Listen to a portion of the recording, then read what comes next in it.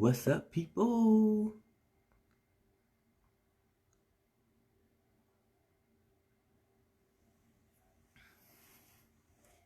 See if Andre can get in the room. Hopefully you're having a wonderful morning so far. I got my tea ready so we can have the conversation and dialogue.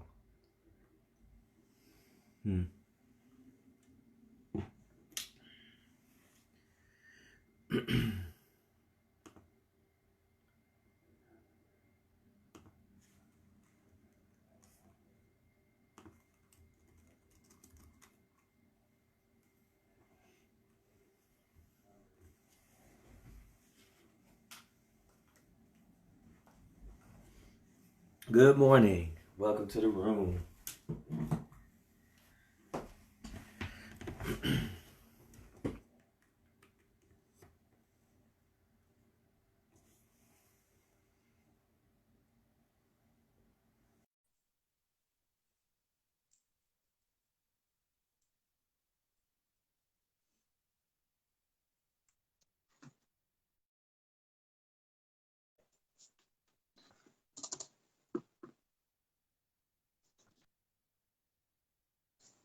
Well, hello. What's up? I came ready today because I want my AirPods to be tripping. So I'm Good. on time today. All right. Hallelujah. How you doing? How's your morning? Well, it's been good. Well, it's 3 o'clock here, Mm-hmm. remember? So it's already Mm-hmm. afternoon here, but it's going well. Mm-hmm. I am really up. I'm really up on this show. I love Tyler Perry. For those that like Tyler Perry, but I'm Okay. watching a show. I'm watching a show called "If Loving You Is Wrong." I don't know if you've Mm-hmm. heard about it, but it's Um, amazing. It's good. It's good. I It's like a haven't. soap opera kind of show. Mm-hmm. hmm So yeah, that's what I'm watching. Um, What's it but called yeah, I'm again? doing good. If Loving You Is Wrong. Okay. Hmm. So it's like a soap opera like kind of show or whatever. Um, but yeah, that's what I'm watching Okay. on top of homework Mm-hmm. and I and just EO stuff, and right. So because you're teleworking now? I'm into the teleworking. I'm 2 months behind on teleworking, but it's kicking in good now. So Hmm. I just finished watching this morning Defending Jacob. It's an Apple TV show. It was very dramatic and powerful show. It had like a crazy ending too. So if you have Apple TV, I recommend that. And Apple TV is free for the people who buy an iPhone. I don't know, within the last 6 months maybe or something. So if you did buy an iPhone in the last 6 months, or I don't know if it's even in the last year, they give it to you free for a year. So since Shay bought an iPhone, yeah, he got to use that for free, and it was a pretty interesting show. Hmm. So it's I 12 um plus. I've had my phone for 2 years, so I'm well over the 2 year mark of having my phone. I have not gotten it. I'm not up to date on the And phones. so you need to upgrade. Is basically what you're saying. I am actually way eligible for an upgrade on my phone. Hmm. So yeah. Okay. But um but yeah, so I'll go ahead and get started. I see Ruby's on. Hey Ruby. Um she's the one that famously said cargo of love, which I love. Every time I see Ruby talking on here, I think about her saying cargo of love, Hmm. which I thought was Yeah. amazing. But good morning slash afternoon to you all. Welcome to the Vibe Show. Um, so what we will be discussing are two very, very, very good topics that we came up with.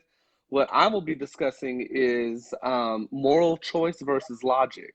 And then Brandon will be discussing the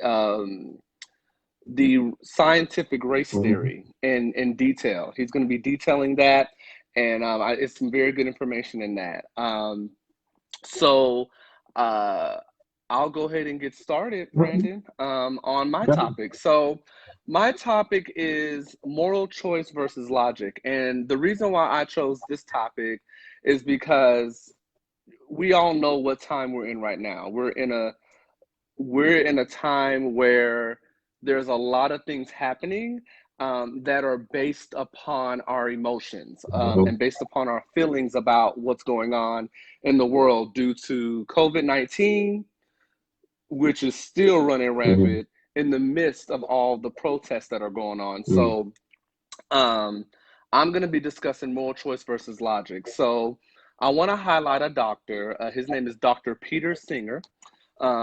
Dr. Singer is a moral philosopher, and he's a professor of bioethics at Princeton University.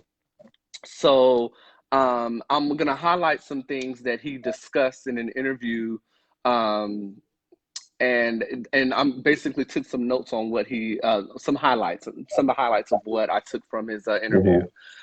He made a statement. He said, intuitions that produce moral judgment can sometimes be, or most of the time, they're unreliable and they're biased, but it's better to go off of logic. Another point he said was logic and calculation are better guides to moral behavior than feelings and intuitions. I'm going to kind of go into what I feel that means, and then I'm going to talk about another comment he made. So when I think about, and please provide your feedback on what you feel as well, what you think Dr. Singer's talking about, because like I said, I do my research based on what I hear, and then I kind of gather my own interpretation of what message he's trying to rely, or whatever message these people are trying to rely. And yes, Ruby, Peter Singer, is Dr. Peter Singer. So I don't know if you know another Peter Singer, but this Peter Singer is a professor at Princeton University. So this Peter Singer may be different from a Peter Singer you may know. But anyway, back to the moral choice versus logic. When I think about the sentence of logic and calculation are better guides to moral behavior than feelings and intuitions, I think about decisions that we make in life that how it affects people and how it affects ourselves. So when there's a lot of times where we act on things based on our feelings versus what may be logically the right thing to do. And I'm gonna dig a little bit deeper into what I mean a little later. But what I took from that is whenever we sit back and analyze what may be the right thing to do, it may be a better guide towards the behavior and the actual choice we make when it comes to being ethically and morally correct. So, and I also wanted to speak on another phrase, another sentence or another comment he made. Acts of omission matter just as much as acts of commission. So as you know, omission is not doing something about a situation, and commission is doing something about it. What Dr. Singer brought up was he brought up a child that was sick. And he didn't really discuss what the illness was with the child, but he wanted to tie it to COVID-19. And what he said was, because you all know that whenever COVID-19 really started to get really intense, you know, a lot of people needed ventilators and stuff like that. And what he took from the sick child story was there was a doctor that spoke to the parents and basically gave his take on what was going on with the child. And the parents decided to not do any. Basically, this child's life was at the end, and they had the choice to take him off of life support or leave him on life support. And when I think about this situation, the doctor acted on omission instead of commission. And the parents did as well, because, you know, the parents had to sign a sign a document saying that they're allowing to him to be taken off, or to just not do anything about it at all and just leave it be. And the reason why this doctor said that acts of omission matters just as much as commission is because, morally speaking, so when you think about your morals, when you think about the moral part, you're like, oh, well, do something about it. Like, go ahead and act on commission and take them off of life support. But then when you think about the omission part with him not doing anything, do you think that that's more morally right? So when we think about moral choice versus the logic, and actually Ruby's talking about, she said, okay, omission and commission, viewers know omission means knowing and doing nothing about it. It's just helping. Yes, that's exactly what it is. So in this child's case, omission was to not do anything about it. Like, no, just let him just go on his own. But then commission would have been reacting and saying, okay, we're just going to go ahead and take him off life support so he doesn't have to dwell in the pain. So let's go ahead and tie it to COVID-19. Okay. So then we have, I just spoke about the ventilators earlier, right? So in the beginning of this whole pandemic, it used to be first come, first serve. So whoever went into the hospital that needed a ventilator, it was first come, first serve. But as you all know, as time started going about, things started changing to where the older people over 65 were not being put on ventilators because what the doctors started to realize, and this started in Italy, because as you all know, Italy was like the one of the first countries to really it started to really blow up about the confirmed cases of COVID-19. And what they did was, the people that were over 65, because I'm talking about moral choice. Okay. The moral choice was, you know what, we need to go give these ventilators to the folks 65 and over, because in their mind, they're like, oh my God, they're priority, because it's like, oh my God. But then the logic that Dr. Singer is speaking about is it better to give ventilators to more young people to where the possibility of them overcoming COVID-19 are a lot greater than someone who's already over 65. So a statement he made was, years of lives, the number of lives you save, the years of life is saved versus what life is saved. Right. So the moral part of that is, okay, in a lot of doctors' minds is, let's take care of the older people. But if you go to the younger people and give them the ventilators, because they may only need the ventilators for 3 days versus a month that someone else that's over 65 may need the ventilator. So the doctors had to do a lot of internal thinking and say, okay, we may need to adjust how, okay, our morals is this, but the logic is that, oh, well, maybe if we give ventilators to more younger people, they have a lot longer time to live. There's all those factors that come into the logic versus the moral choice. So he dwelled on that part. And another statement he made was, if we were to think about the moral decisions with logic and then the mathematical clarity, which is what I said, there may be more young people that may need the ventilators for a shorter time versus the older people that may be on that same ventilator for a lot longer. We may not feel better about the decisions that we make, but the results would be better. Does that make sense to you? So basically what I'm trying to relay is, when we think about moral choice, morally, most of us would automatically say, you know what? Wow, we need to take care of the elderly. We need to take care of the elderly. Yes, the moral choice. But the logic is, are we really, is moral choice always, is our moral choice always the correct choice, or the choice that produces the better result? And that's the question that we all need to be asking ourselves when it comes to COVID-19, even when it comes to these protests.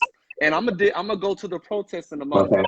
But I want to kind of speak about the whole ventilators thing and the whole COVID-19, because this doctor was basically saying, like, yes, morally, he would feel terrible having to take a ventilator or not giving a ventilator to a person 65 or older, but then thinking, well, shoot, maybe logically speaking, I can give this ventilator to someone in their 30s, their 20s or 30s that will have more life to Mm, live and will be more of an impact on the world versus someone that's already retired, they're already not working anymore, they're older. And so his emphasis was is not to say that those older folks don't mm, matter. It's not, but it's basically saying, well, shoot, maybe I need to be bringing my attention towards the folks that are younger.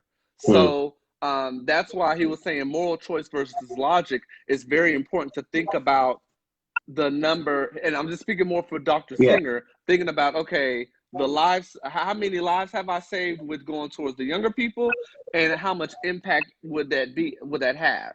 Okay, Because like he said, giving a I have vent. an interjection right here Go to ahead. give it a visual, Mm-hmm. right? So as you're talking about this, it made me think of the movie I, Robot. Have you seen the movie I, Robot? So remember Mm-hmm. the car accident with and there was an older person and a younger person. I think it was a little girl in the car. And the robot was having to decide, or it did these calculations on who to save in the moment. It was Will Smith and his daughter or something like that, or something something like that. I don't remember the exact detail, Mm-hmm. but Mm-hmm. just to give it like a Yeah, it visual was. representation. So the robot did these calculations and it saved Will Smith rather than his daughter in the movie, right?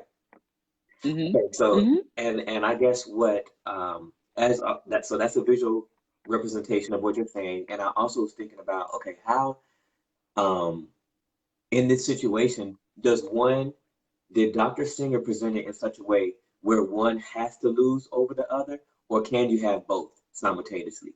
Can you say, okay, we're going to give because what if the younger person has pre-existing conditions and the older person does not? Like, did he present it in such a way where you know there's not a losing person? Can you? No, so he did not. So he did not. So I'm glad you brought that up because he did not do that.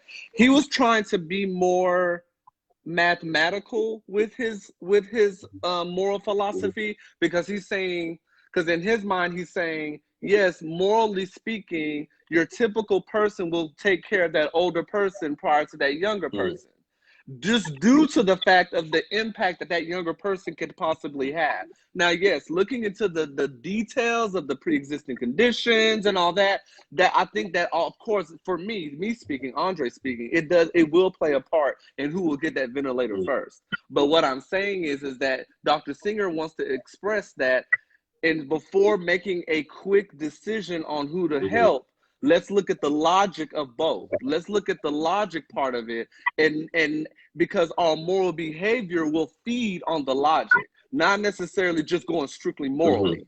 So that's the reason why I wanted to kind of say that. And Ruby made a statement. She said, "Okay, morally speaking," she said, "I lived through this. My brothers and our mom, and then my dad, who died a year, almost 2 years mm, ago, and this is real stuff." So yeah, so with that being said, I think Dr. Singer was basically saying, let's look at everything first. I think he was low key saying it. I don't think he didn't say it in the way you said it, yeah. Brandon, but he's just trying to ensure that we know that there may be a benefit more with looking at the logical side of Mhm, things versus our mhm, morals. Because when we align the logic part of mhm, it, when we look at the logic, then our moral behavior is going to go towards mhm, that. Because if we strictly go off of our morals and not look at mhm, everything, then there could be more lives gone where they could have been mhm. saved. I think that's kind of where he was going with that. That's where I felt that Dr. Siegel was Okay. going. Um, so I want to go a little bit into the protest part. Mhm, So a part that he kind of the statement that he made, and I really want your feedback on this, Brandon, and anyone who's on that's listening. okay. Um, he made a statement, and he talked a little bit about the protest. He said making change based on reasoning and evidence, which is the logic, versus our emotional feelings towards it, which is our moral behavior, can have us all expand our thoughts on how to move forward on the cause. Mm. Say that one more. So Can you read that one more time? I'll read it one Thank more you. time for Run it y'all. back. Okay, run it back. So making change based on reasoning and Mm-hmm. evidence, reasoning and evidence, that's the logic Mm-hmm. part, versus our emotional feelings towards it, which is our moral Mm-hmm. choice, can have us all expand our thoughts on how to move forward on the cause. Mm, I agree. And now I 100% agree with that, because I was like, that's interesting. He's saying that because he's saying what we all have to do as Americans is, there's evidence, because I mean we've all talked about the Right. evidence and the reasoning on what's going on. This is the Mm-hmm. logic. This is the logic Mm-hmm. part. And there's a lot of people that are not looking at the evidence. They're putting their emotions in front of the evidence, and that can hurt Mm-hmm. us, because because there are folks that are so emotionally invested in Mm-hmm. this that they're pitting against each other. There's people in the same Mm-hmm. community group going against one Yeah. another. And instead of actually looking at the evidence and looking at that's the logic part. That's looking at the actual Mm-hmm. facts of what's going on. And and it's unfortunate that there's so many people not looking at the evidence, and they're not looking at Mm-hmm. that. They're only putting their own like twist and their own Mm-hmm. emotions and anger and all that behind it. So if we look more about the reasoning and evidence, it can help us expand our thought process and how to move Yeah, forward. I agree with that. And so as you were talking, I was thinking about if two people are going to come together, um, we have different we have different experiences. We look different. Um, we may be from two different places. We were raised by two different families, even if we're in the same religion or in the same city or in the same state, possibly speaking. We have our own belief system. And if two people are going to come together and find a root cause or find a solution, then we have to have a foundation, a starting place. And that foundation for the protest, in my opinion, is the reason why I feel like all these people are protesting together is because they all agree on the foundation, which is the evidence. So to go further and beyond to define solution, root cause, and results, then that requires, I think, another level of work. So yes, there's all these people standing on the sidelines, right? Who can't get beyond their own morals slash emotions slash beliefs slash experiences, you know. And so those people are standing on the sidelines, but then all the protesters agree with the evidence that this is a problem. You know, like they think it's a problem, or else they wouldn't be out there for the protesters who keep protesting day after day after day. I think we're on day 6 now, or something like that. Um, so if we agree on the foundation, then we can move forward. And I think what this calls for is humility. Like, how can you have community if we don't listen to each other's experiences? How can we have logic? Who says what logic is? Who says what morals are? People, communities do. Like this ties into Mm-hmm. our EOA training, right? Where we talked about norms and how within groups norms are established, but those norms are birthed out of everyone's expression on what we as a group feel is yes, this is something good and this is something that brings everybody together, or no, we need to do away with that because it's damaging to the community and the group that we have set for ourselves. So like so Yeah, like even as a I want to good. re- I want to read what Ruby said. She said, "I believe morally the heart of the example Andre shared. Out of all levels of the heart, my famous quote, the cargo of love, was seeing what could be beneficial best to all man. I think mankind, most elderly would say, I've lived my life. If they are really aged, then they would say, save the Mm, children. Now that's for that. Sidebar, in light of the fact medical profile us is used in it too. yeah. Did the medical profile. So and that kind of, and I'm glad you said that, Ruby, because I actually, after I picked this topic to discuss, I ran across stuff on YouTube where there was older people saying, "Listen, I'd rather let my life go, take me out, because I've already lived my Mm-hmm. life. The folks that are over 70, they're like, I've done the everything. So if my life has to go for the sake of somebody younger than me, then so be it. You know what I mean? So, and I'm glad you said that, Ruby, because that's true. There are a lot of older people that say, "Hey, listen, I can go." I have a So question. that's the reason I why. have a question. Do you think that when, because like what jumped in my head was Titanic. Do you think that when people are in these situations, that moral and logic kicks in at the same time for people? Like when you're in it, like It can kick in at the yeah, same like time. because I think when I think about the Titanic and like who they decided was going to go on the boats, I also think about the exercise we did in EOA school, Equal Opportunity School, where the one we were in the boat and we had to decide who we were going to throw off the boat, so that so that some people could survive, and we had limited information. Remember that? We had limited Mhm. information and had to make our decisions based on our morals and our logic based on how we felt on this limited information, you know.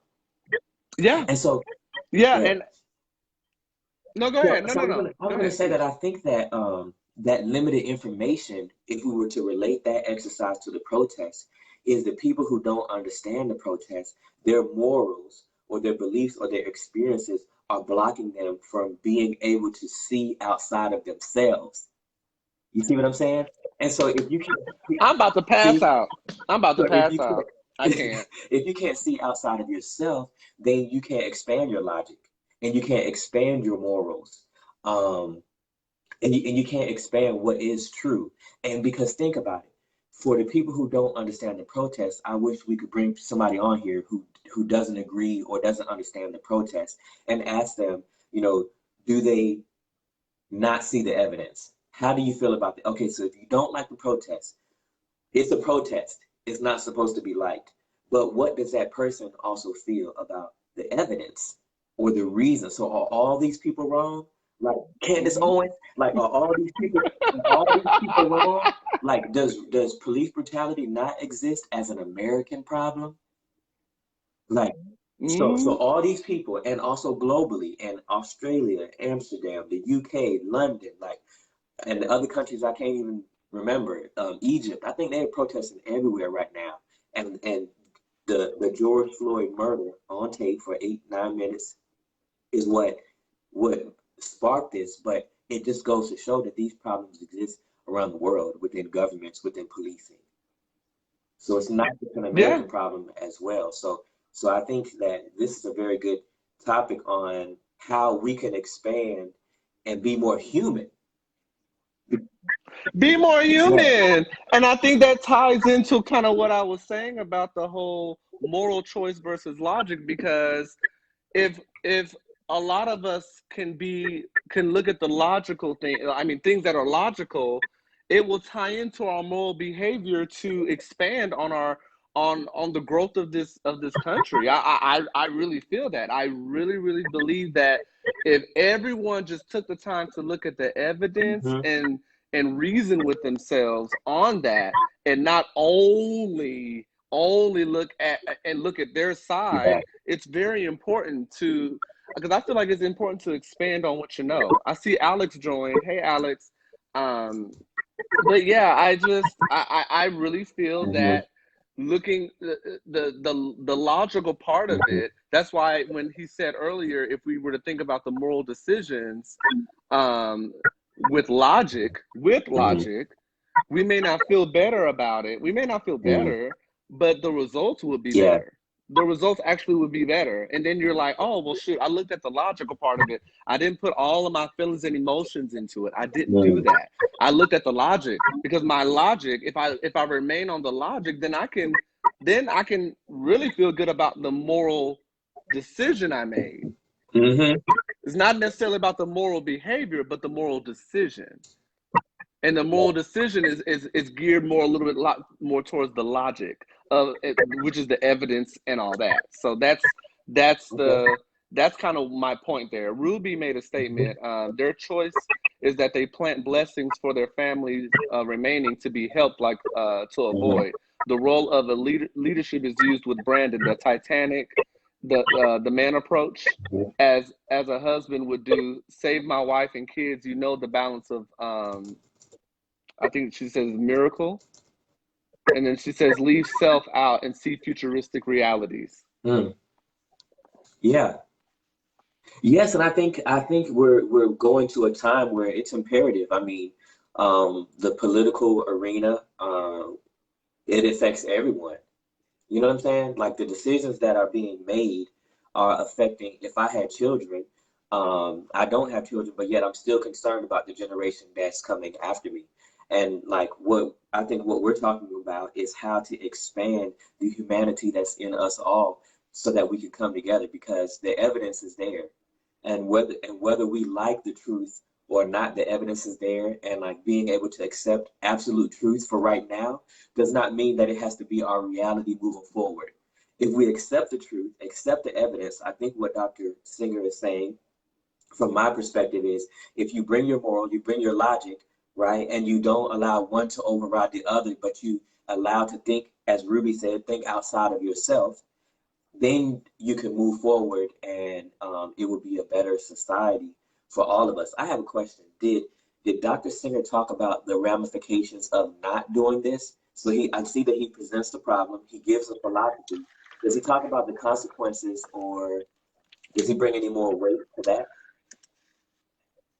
No, but he did bring up a story. He brought up a personal story. The only personal story he brought up in reference to his life was I call it the meat story, and it was basically about his wife. His wife, they got married, and like a year after they were married, she stopped eating meat. Just all of a sudden, just cut meat off, and one day he went to her and was like, "Babe, what's going on? Like, you didn't stop eating meat? Like, what's going on?" And she was just like, "I love meat and meat gives me life, but I can't, I've realized how chickens are killed. I've realized how pigs are basically like the way that they're slaughtered. And me in my mind thinking about how they are slaughtered and I just can't eat meat." Yeah. And for him, he was like, "I'm still eating meat. I'm not worried about what you're saying, wife, but I'm still eating meat." But then after about a few years, he was like, "I can't do this no more," because he started to really think, because he's a moral philosopher. So he was like, "Ooh, now it's like I'm putting my morals in check based on what I eat now." So so he started thinking about like how pigs are slaughtered and how chickens, I think their heads are cut off and stuff like that. I don't really know the details of how chickens are slaughtered either, but he started thinking about it. It's like, well, the chickens do live a pretty good life. And so basically their whole life is pretty good, but then at the end of the day, they are killed in order for us to eat. So it's like, that's the only one troubling thing out of all these great things. So in his mind, he was like, ooh, like, wow, they didn't die of natural causes. The chickens didn't die. The pigs didn't die of natural causes. They were killed by humans to ensure that we had food to eat. But in his wife's mind, she was like, I can't do this. So it really makes you think like, ooh, like, it just makes you think. And so for him, he was happy and actually this was after he got his master's degree. So he didn't have his doctorate yet. But he was like, yeah, after he got his master's and went to get his PhD, his doctorate, was when his wife was like, I can't do meat and all this. And then he was like, I love meat, excuse me? So for him, it made him really want to study morals. And that's why he's a moral philosopher. Very so interesting. shout out to Dr. Singer. Shout out to Dr. Singer, because I really enjoyed what he said in reference to comparing moral choice and logic. So that was all I had for my topic. So I'm turning it over to you, Brandon, to talk about the scientific race theory. Thank you. And that was excellent, excellent stuff. And like always, it kind of always goes hand in hand. And I want to do a pivot. So when I post this video on my website, I'll add in some stuff about the scientific race theory. But I want to, as I was thinking about the topic that you just covered, I was thinking about like this is a way to dismantle the enemy. I'm gonna say it like how I feel it. That's all I can do, right? So the I was thinking about the enemy in us against humanity. So how can we dismantle that? Because to me, if you don't accept what is true or the evidence, if everyone is saying this is true and there's evidence of it, but you're the person saying that it's not true, like how do we get that person to acknowledge that it's true so that they can join and be part of the reform and we could all march on together? Ooh, can I Yeah, say something though on that? yes. So before you go into Hmm. that, I want to say, you remember last week when I talked about talking to folks you disagree with? I am not a fan, and I'm just speaking for Andre Hmm. here. I am not a fan of anyone telling me something isn't true. Mm. So, like, whenever I speak Hmm. on something that maybe in my experience or something that I've looked up or something that I've talked to someone else about, Hmm. and for someone to tell me, oh, well, that's not true, you're Yeah. denouncing my truth. Yep. And I am not a fan of anybody telling me something's not true. Hmm. I'd rather you tell me you disagree. I'd rather you tell me I don't really see what you're saying, but I hear you. Hmm. I want to be heard. And if I'm making a statement to you and I'm saying this is what happened to me or this is something that I know firsthand, and you tell me that it didn't happen, how dare you do Yeah. that? So people have to be very careful Hmm. of not saying things aren't Yeah. true. To say, because there's always a little bit of truth to everything somebody Hmm. says. So Yeah. that's all I I wanted to like say. that. And I 100% agree. And I think that's definitely the wrong way to go, in my opinion, the wrong way to go about it. And I think what I would add to that is if you're trying to educate someone or share your experience with them, maybe your truth is already offensive enough. So there's no reason to deny somebody else's experience because you haven't experienced it. But also, if all these other people have experienced it and you haven't, does that mean that they're telling a lie and you're telling the truth? I think just being able to, I think the reality is accepting that that is um, Andre, this is Andre, and this is how Andre feels. I'm Brandon, this is how Brandon feels. It doesn't mean that I'm pushing my beliefs on you or etc. But I think the way that we dismantle this is part of looking inward and breaking down the things that we've been taught were true that we may not even realize. For example, I wanted to talk about scientific racism. And I thought a little bit Ooh. about this as you were talking, so I just said skirt, skirt, right? Because I listened to what Ruby said about, experiencing what you were talking about, moral versus logic, and scientific racism. How it's also another way that racism is woven into our everyday life. And scientific racism is also a lie, just like scientific race theory, which is about 300 years old, and it was started by a Polish German, and I couldn't find his name, but I'll make sure that I post it in the website because I do have that information. I just couldn't find it right now for some reason. But Mm-hmm.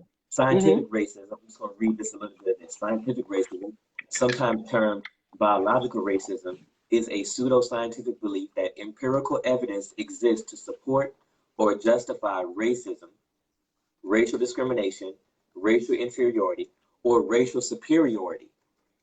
Historically, scientific racism received credence throughout the scientific community, but is no longer considered scientific. So, one of the ways that me personally, I believe we should approach science is like is a simple principle. Doctors practice medicine, right? Like doctors practice medicine. We all have the same. Most of us, yeah, we all have the same body parts. We all have the same organs. Hey, I always gotta add in something funny while we're talking about something heavy. I always try to do that. But there was a time in which science um, agreed or attempted to prove that that we are different based on the size of our skull, or our dentistry, or our facial features, and science determined that this is no longer considered scientific. And so one of the ways that we can dismantle racism even within ourselves is to acknowledge this fact that it is not scientific and that we are not different based on the evidence that even science produced. So science Mm-hmm. presents a theory, right? A hypothesis. Like, I think this is something. And they take it and they try to do the experiments and then they do the research and they, see, can we replicate this in other ways? Is there anything that proves to us that based on race, that anyone is superior, anyone is inferior? There's absolutely no scientific evidence for this. But the truth is, in reality, there are people who still believe this. And those people, I think, I would like to call you out and like say that, look, based on the evidence and part of, I think, calling people out is not providing them with all the facts. And the reason why I say that is because we live in an information age. If you want to grow, you have access. Majority of people in America have access to the internet. Majority of people have access to a library. Majority of people, since they have access to these things, can go and further their own beliefs. Because I believe that self-discovery is the best teacher, right? Like, so what Dr. Singer was asking us to do is to look at our morals and to look at our logic and see that do we automatically go to our emotional moral response and dismiss logic. If I was to summarize what you were saying, do you feel like that's what he was saying? That's what he was saying. And he's not saying that you're not to have emotions, because he said it on the interview. He's like, I'm not saying that you're not supposed to have no emotions and no feelings. Yes, have those. But ensure that whenever that moral decision is made, logic has to be a factor.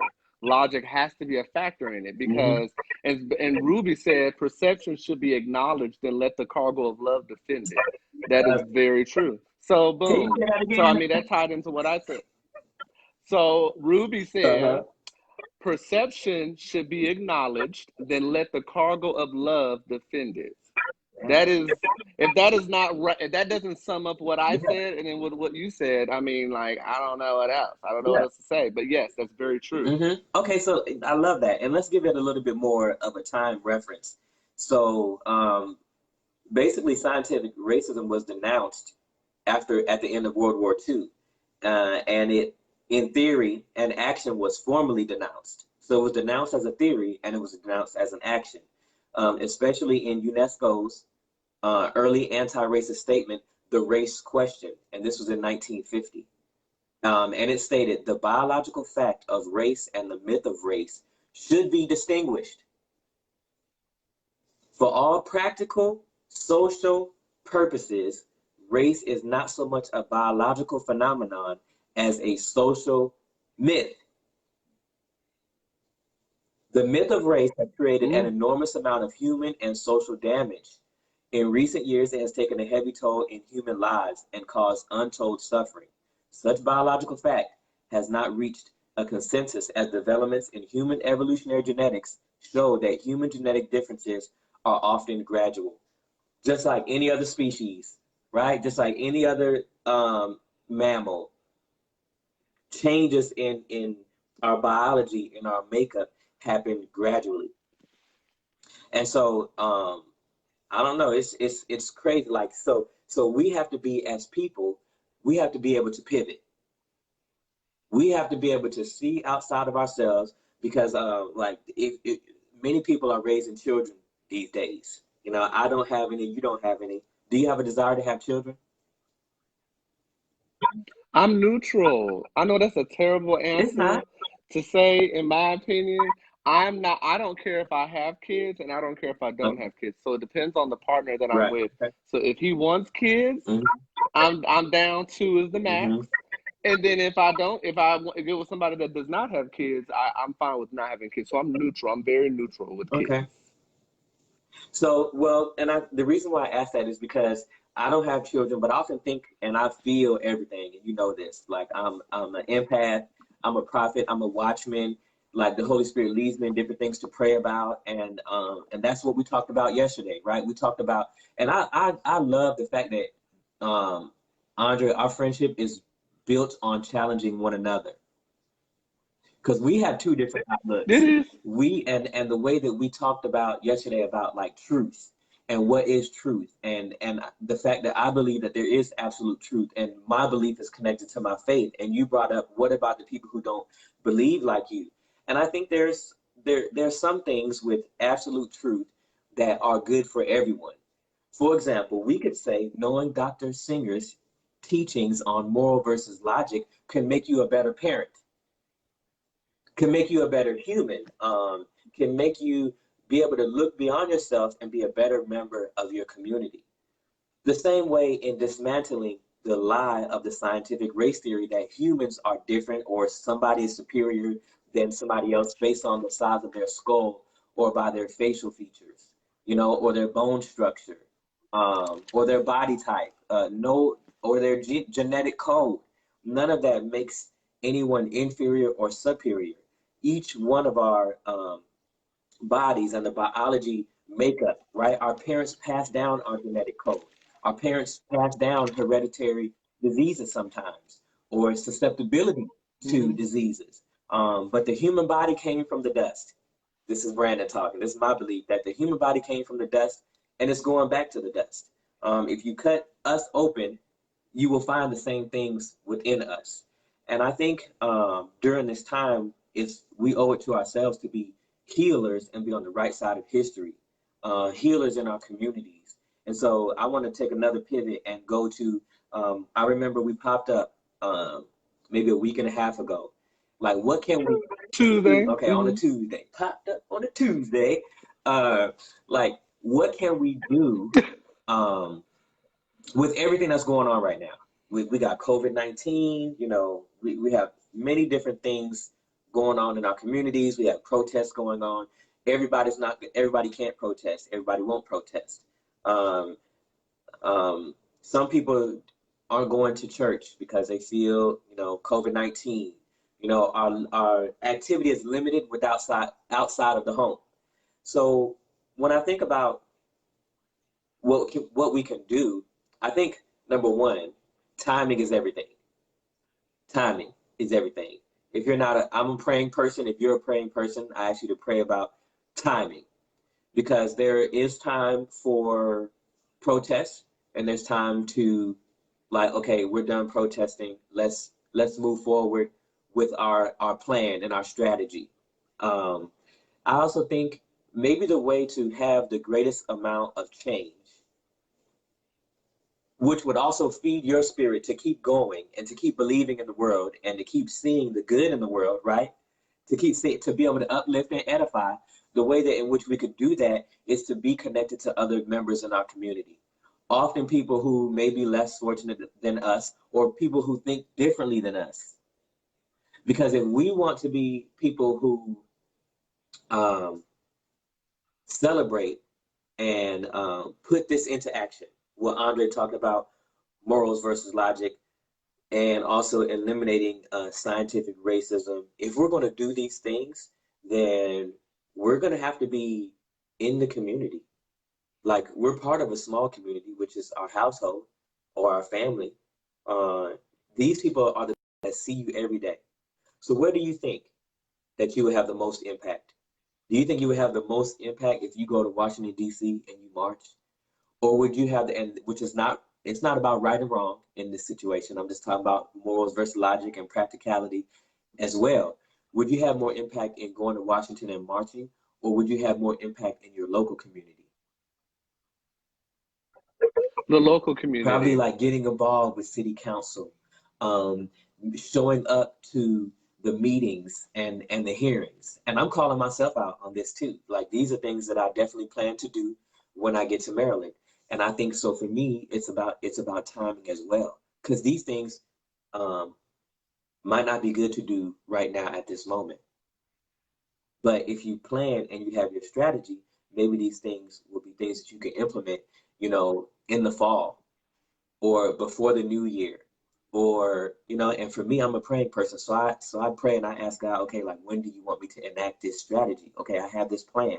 This is what I want to do. And so he lets me know, like, hey, now's the time to move.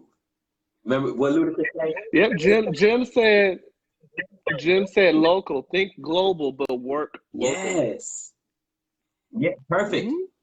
Luda said, when I move, That was you a move. perfect When I move, you move. Just like that. just like that, just like that, Yeah, baby. so But go yes. ahead. So yeah, I'm glad that Jim said think globally, not locally. I mean, think globally but work Mhm. locally, and I agree with that because that's why I push through a lot with the whole uplifting Yeah, you yeah. all, because I can uplift the globe, but I can think and make sure I am doing things locally to change. So like for Mhm. me, I ensure that I give out information where it is I'm thinking Mhm. globally. I'm thinking globally, but I'm working locally because I'm talking to people. I'm reaching out to people to see how they're doing in my community. I'm going to the store just saying, "Hi, how's it going? Are you doing good?" Mhm. Small things that you do, like going to the car wash. I washed my car on Saturday and had a good old long conversation. Physical distancing, 6 feet apart, and I had a conversation with her, and it was a white woman. I just had a good old conversation with her, talking about how she's doing, and she was complimenting my car, and I was complimenting her car, and we were just talking. So just asking how she's doing, she's asking how I'm Mhm. doing. It was good. It was just good. That's me local. Mhm. But me thinking globally is what I'm doing right now by letting y'all know how moral choice versus logic works. Brandon's talking about the scientific race Mhm. theory. I mean, those are things that are thinking on a global Yeah. level. This is global information. This is not local Mhm. information that we're sharing. This is global. Um, Mhm. and then Ruby made a statement. She typed a long time. Okay. So, Ruby, you got me reading a lot, but I'm going to read it. It says, I heard my brother say, don't put her on life support right now. I defend like Grant. She said, life until it is no more because the doctor has made an oath to save a life. Mm. Who's to say by evidence of her medical profile that she's not going to Mm. make it? Logic would say, granted, emotions for mom was there. Logic say with respect. Mm. Acknowledging, let's say the doctor was right, but don't. Not put forth all resources. Then, when the door of life closes, emotions in the biological makeup is arrested. Pivotal. I say no. She said, I said, no, LaShawn, okay? Like, okay, I'm trying to read. I think you were typing fast here, Ruby. It says, I know this is a little late. I'm a prophet, Brandon, a believer of the resurrected Jesus, and in the Mhm. office of the prophet with all the Mhm. pureness. I have a mantle to endure the differences, praying and guided by my faith as you, the prophet, Brandon, encourage in light of differences, right or wrong, but maintain being the light bearer. Mhm. Yeah, I hear that, and I think what Ruby is saying is also the ramifications of not trying to do everything to save a life. And then, maybe if we added a third category onto morals versus logic, and then also your faith, like your faith has to fit in there somewhere. And I think so. She's going back to, how doctors and nurses have their oath to save a life, and how she gave her personal testimony how she went through this. um, I could only imagine if I was a person and who had a family member was on life support and my other family member. I could imagine if I was in her situation, my other family member was like, no, but I'm like, yes, and this is why. Um, I could imagine being in that situation. And I think about the healthcare workers, like Yeah. they're like, oh my Yeah. God, like we, every family has a different story. You have the older family member, and then you have the younger one. So doctors are put in a tough spot Yeah. too, which is why I think that the thing changed where it's no longer first come, first serve, but more Mm-hmm. saving a life is actually more Mm. beneficial than putting morals into Mm-hmm. it. And morally, you're like, ooh, get to the older person. They're older, Right. so doctors have had to switch the game. But I don't think a lot of them wanted to do Mm-hmm. that. Yeah, and I think that because they were actually making the decisions on who to put on a ventilator and who not to. They were having to make those decisions based on the equipment that they had. So I 100% agree with that. That when it comes down to it, because I can share, like my grandfather just passed away. I think it was yesterday morning, and or what's today? Today's Sunday. It was Friday. Friday. Mm-hmm. My mom called me, and my grandfather passed away, and it was interesting because I really wasn't sad, and I think I wasn't sad because he was ready to go himself. He had what they call Lewy body disease, which causes you to basically lose the like muscle activity, and it causes you to hallucinate and see things that are not really there.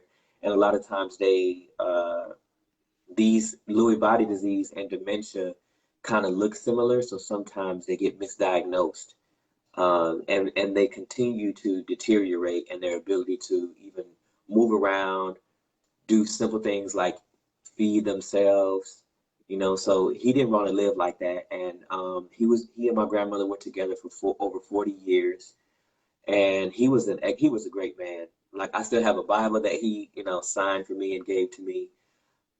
He was just a great man to my entire family and everyone he knew. Very generous, you know. He was always generous and wealthy and generous. You know what I'm saying? And worked hard and had a construction business in Hawaii, and he was good to the entire family. And so, like, I definitely will miss him, but I believe I will see him again. And it was interesting too. My grandmother wasn't like when I heard her voice, she wasn't super sad. Obviously, that's her husband. They've been together over 40 years, so there was some weight there. But you know, we knew that he was a believer. He was right with God. So, and I think death hits different when you know when you know that somebody was right with God, and the fact that he was ready to go. He was like, I'm ready to go. Like, and I will Mm-hmm. say this too, and maybe Ruby will. Well, Ruby and Jim said, sorry for your loss, Thank you, Brandon. They're sending, thank you, and I think Ruby will. and I'm sorry for your loss as well. I did not know Thank you. that. You didn't. I didn't even tell you. But You ain't even tell I'm me. sorry. But yeah, one thing I realize is sometimes, okay, this is now I'm getting off into spiritual. So I know everybody don't believe like I believe, and I understand.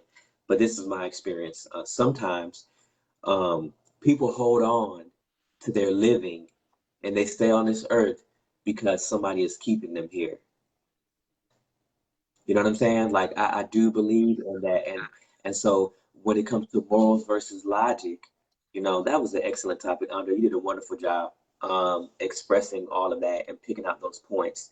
But once again, like morals and logic apply or can apply also spiritually when you're deciding on when you're holding somebody here spiritually. You know what I'm saying? Like Yeah.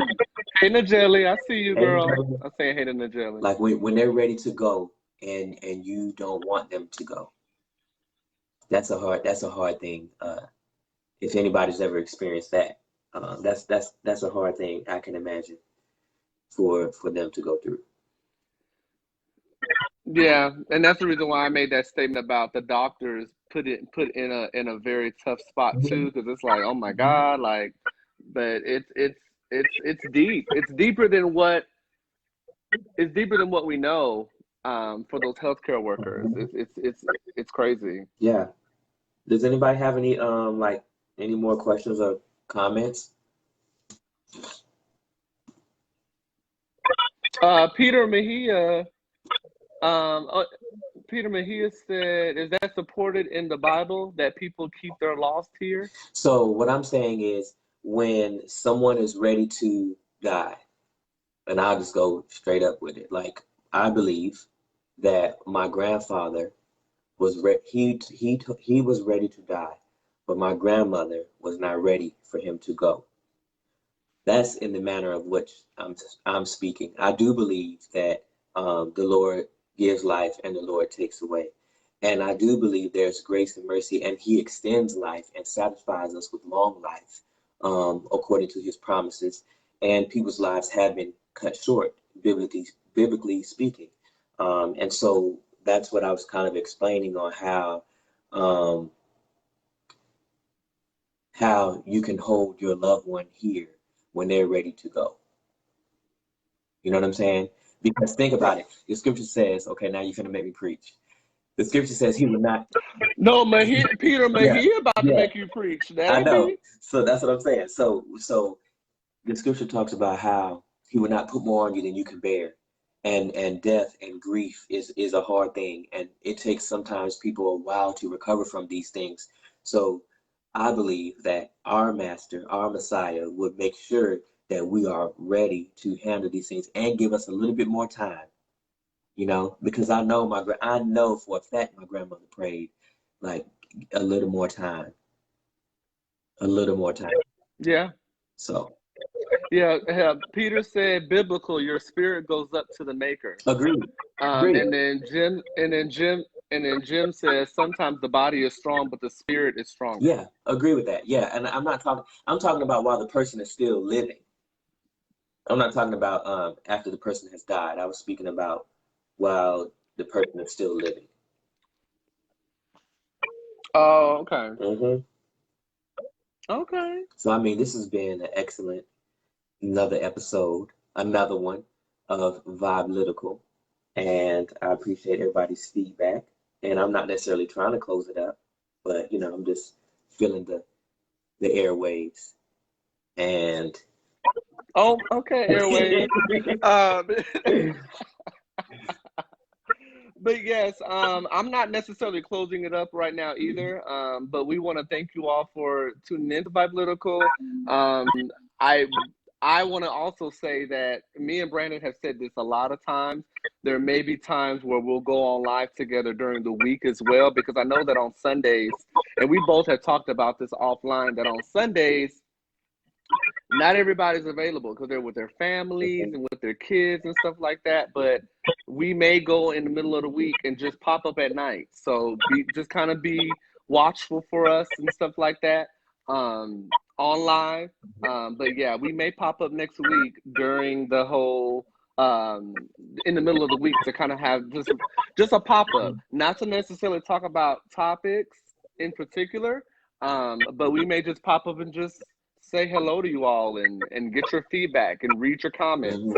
So like, share all of this. It'll be great. And yeah, I'm enjoying doing this with Brandon because my friends come on from my Facebook page, and then Brandon's friends come on his Facebook page. So this is what we are going to be. This is what we're going to be doing. This is what we're going to be doing for a long A time. long time. Yeah, and I just think, these are excellent things that we're discussing, and I like how the things that what I like most about how you brought up the topic today is like these are things that number one is definitely pretty easy to understand unless I'm just that smart. It's easy to understand, but it's also things that we can apply like today, and we can start today to open up our minds, and I think, nature is calling for that. Nature is calling for that. And when I say nature, I mean humans are like being able to understand your surroundings and your community and understand who lives there. Because this is what I'll tell you. No human being, this is what I believe is an absolute truth.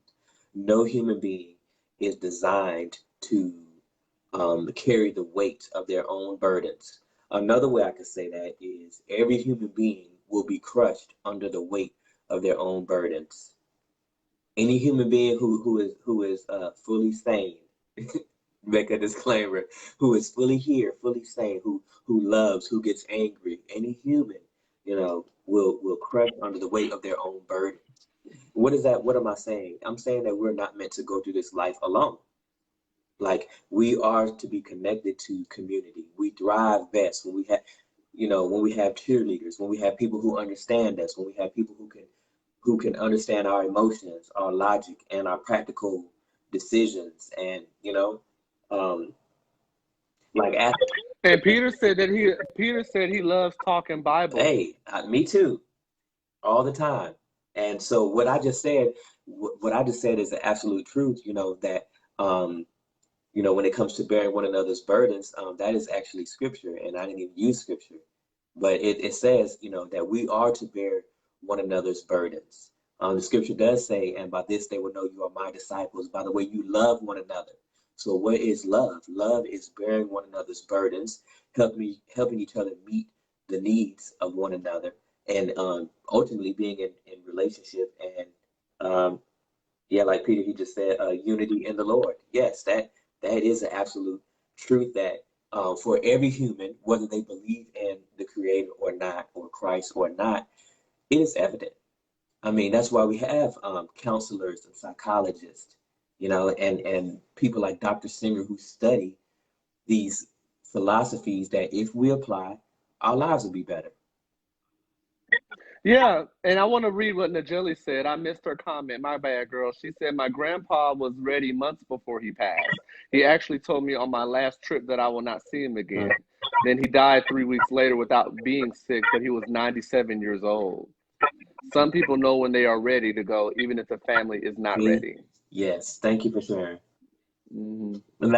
Thank you for sharing that, Najeli. Yeah, and that's what I definitely that's what I was trying to explain, that piece. Thank you. So yeah, understanding is the fruit of love. Ruby says. I see Lee Harrison's on. Hey, Lee Harrison. Is Alex on? He ain't said nothing today. Where's Alex? Now, Alex said that he's just going to sit back, listen. He ain't finna talk. He said, hello, what's going on? And that was it. So, Alex, I don't know. Alex, you tripping because you be having some good stuff to say. And we need to be hearing. We want to hear what you got to say about the stuff we talked about. To go with Ruby's last comment, I also would say, the scripture, since Brother Mahia on here, the scripture talks about how love covers a multitude of sins.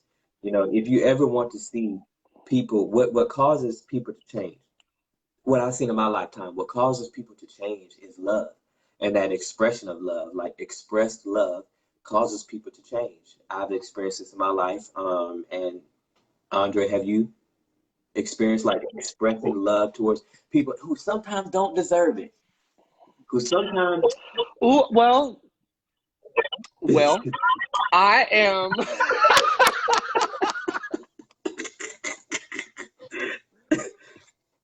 I have grown and matured. I cannot say that I have in my younger days, but I definitely have grown to definitely treat people with kindness, even though I'm not being treated with kindness. It's been difficult in the past to do that, but I've definitely gotten better.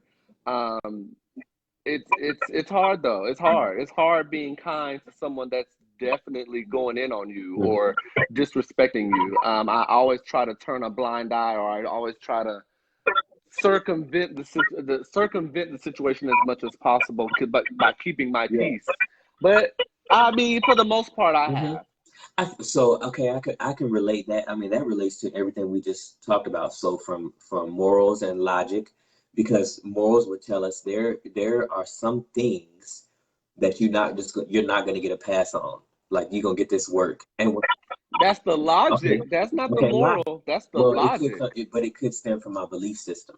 For example, like if somebody's berating you and I see it, like, you know what I'm saying? Like, but I'm gonna tell you why I'm saying it's the logic part. Because logically speaking, you know that there's no way out of that argument, or there's no way out, or there's no way that person will understand what you're saying.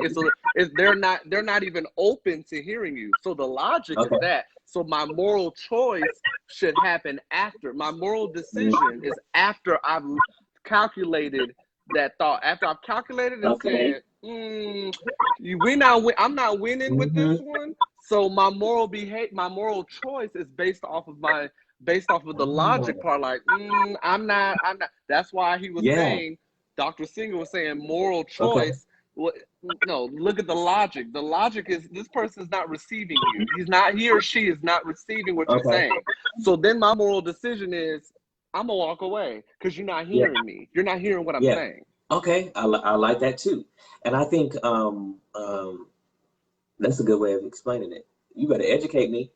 So I mean, I be trying. So when I look at that too, I think I relate it also to my spiritual belief, like standing up for the oppressed. Like I'm always going to do that for the people who don't have the voice or don't have the boldness within them to stand up for them. Like I believe that I was gifted from the Most High with enough boldness to stand up for them.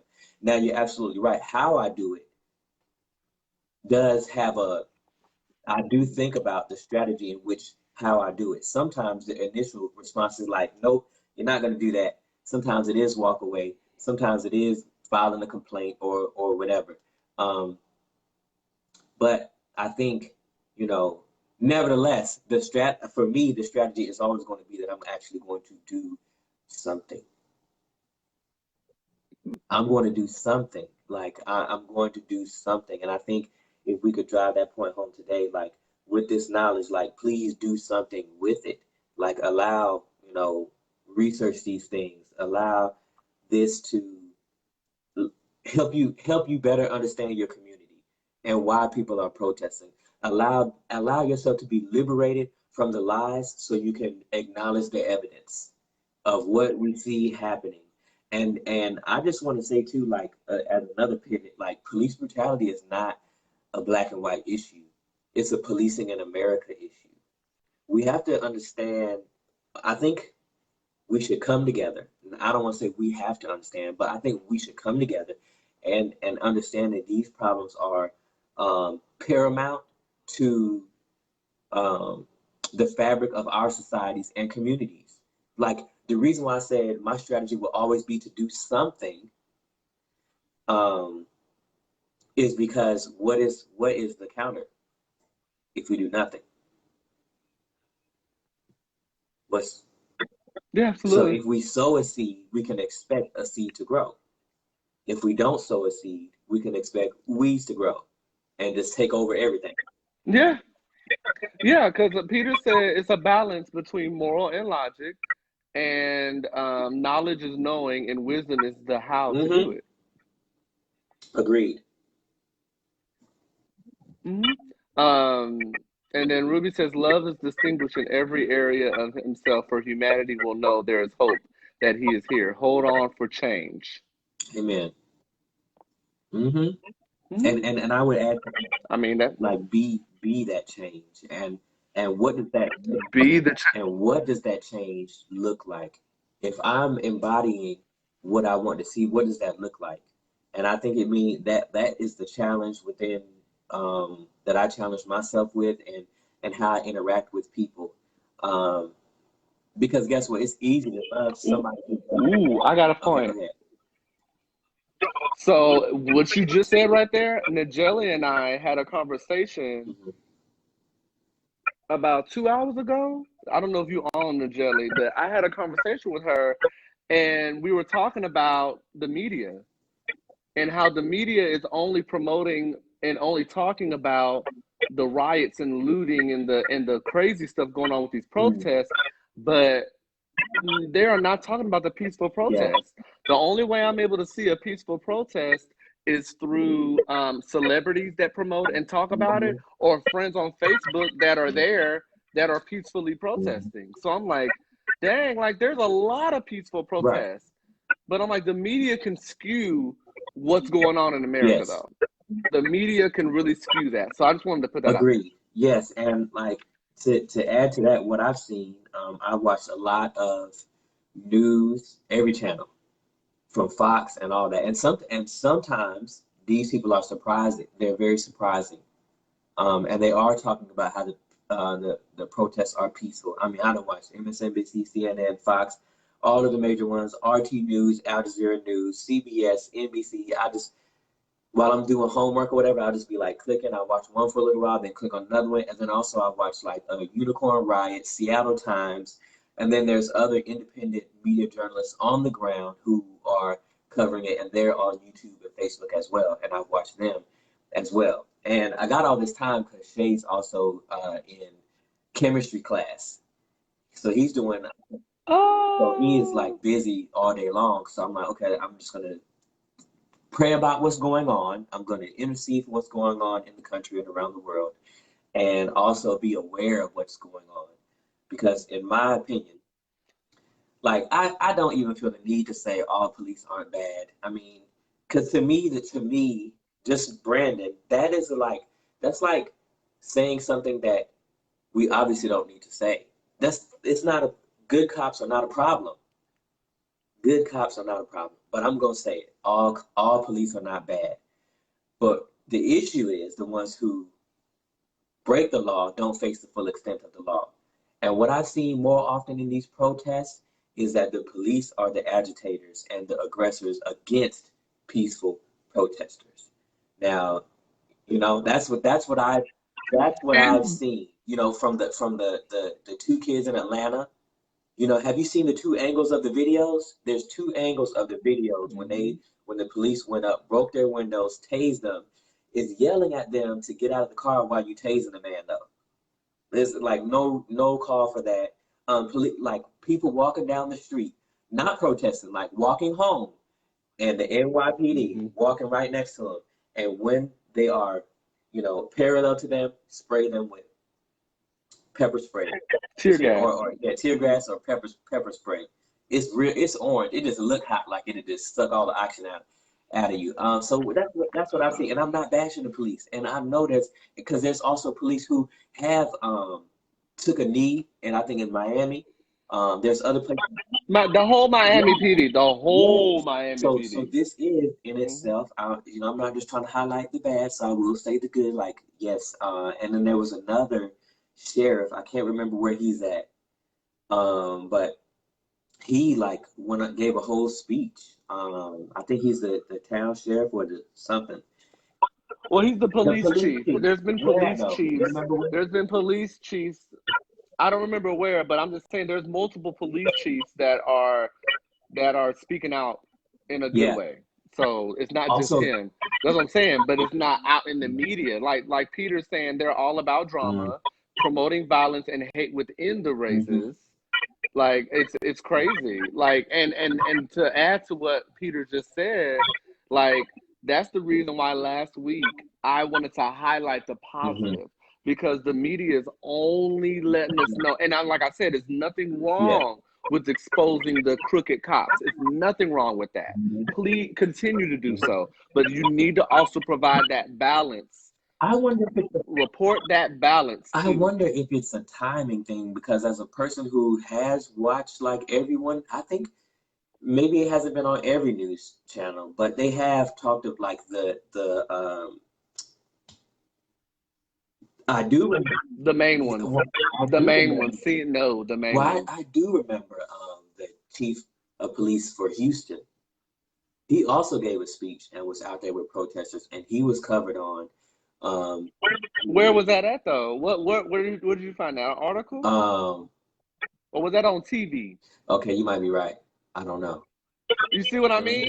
What is CNN reporting the good stuff? Is Fox reporting the good? They're only reporting the negative stuff. They're not reporting the positive. They're not. And it's annoying to This me. week, I'm gonna start paying attention to where I find it because like I said, I've watched so much media, and I do find the positive. And I think I think it's more so of community members. The same way community members are really the reason why we're here in the protest anyway, right? Because if it wasn't for these recordings, then we wouldn't know about some of these things.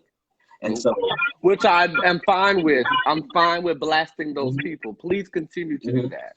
And so I think the positive things are coming out from other community members who are at the front lines of the protest. I know the media talked about Miami PD. I know they talked about that, like CBS. I don't know. One though, You're one. right. That's You're right. one. You're one. Right. There's been multiple. There's been multiple peaceful. And so I guess the thing is, if we know that, I still think if we know that, what can we do about that? And relates to the entire topic we've been talking about this whole time. Number one, every human There's only one human race. That's what I talked about with scientific racism. It does not exist. It was this theory. They threw it away after World War II. We should really throw it away. We should throw it away within ourselves that we are different, because we're not. We look different. We may have different cultures, different value systems, beliefs, come from different regions, but as far as a species, we are Homo sapiens, like we are human. And then tie that to the morals and logic when we can't deny the evidence. So I wonder, because I think the job of journalism got twisted. So I have a question or I'm gonna say this and then you respond. So journalism, the job of journalism is to report the story. But also journalism, a lot of journalism what we see on TV is commentary. They talk about the story before they have all the facts. We think this is what's happening. We think this is what's going on. Now also with journalism and news, not only is it commentary, but it's commentary against what we actually see on the videotape sometimes. But journalism, their job is to report the story. Do you think that or no? Do I think what now? That Repeat it again. journalism, the root or foundation of journalism is to report the story.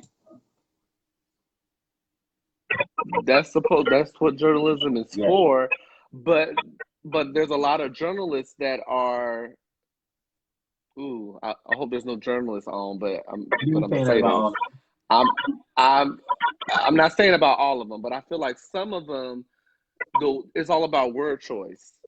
So it's about how you're wording what's going on. So you may report on a situation, but or something that happened, but the way you worded it makes it look like it's more politically driven or more your own personal viewpoints instead of just going strictly on what happened. So word choice is very important in journalism, to where anybody can read it and take in the same thing, versus you reporting it and then it's like it's supposed to be like straight on, like this is what's going on.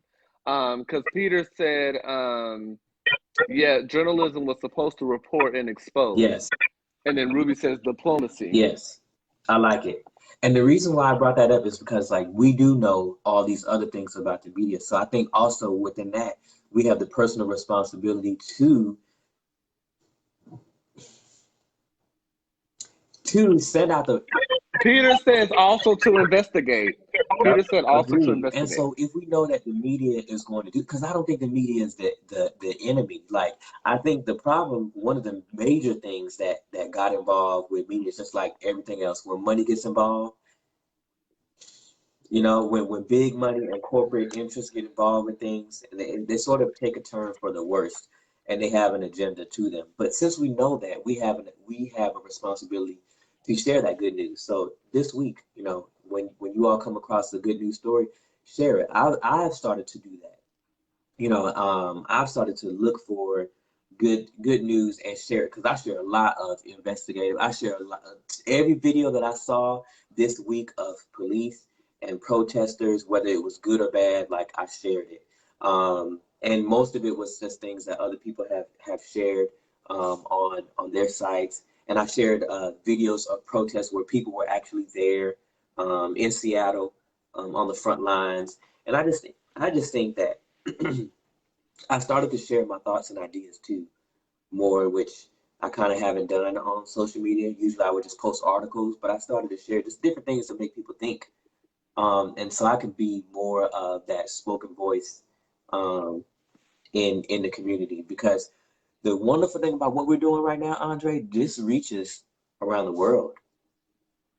What we're doing can reach around the world. So really, when we look at for Brother Mejia, when you talk about loving the Bible and all that, like, and bringing, you know, to me, if somebody who loves the Bible, like, you want to bring healing, you want to bring reconciliation.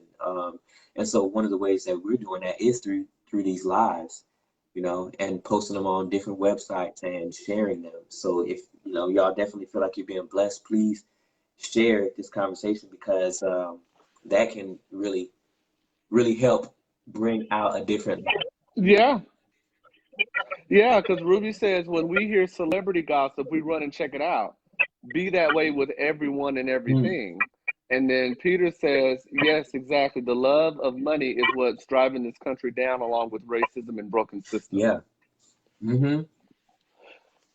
Yeah, and that kind of tied into what me and you talked about, Brandon, where I said there was a friend of mine that posted all these great things that is going on in the Mhm. country, but there's no one's addressing the protest head on. I don't feel like there's a lot Yeah, of political figures addressing the protest yeah. head on, because I feel like a lot of the political figures are only concerned about the economic value of the country, Mm, instead of looking at mhm. the protest head on and realizing what's really the root of what's really going on and what these protesters are Yeah. saying. I have a So question. that's I have a unfortunate. question for you. If something has been um if you know me, let's say you know me for 10 years, you haven't, but let's say you have for 10 to 15 years, and you always know me to be a certain way, is your expectation that I'm going to still be that way? Is that a logical explanation that I've been the same way for 10, 15 years? Like you probably, I'm not trying to lead you, but would you expect me to be the same way?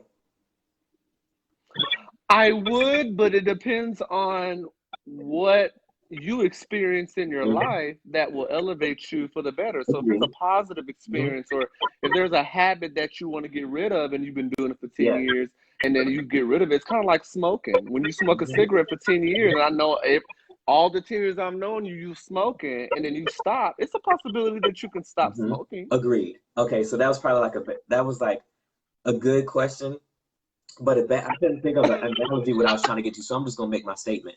At what point do we become crazy for thinking that our politicians are going to speak up for us? And I really want to talk to the spiritual people, not excluding nobody, but like for the people who believe in the scripture.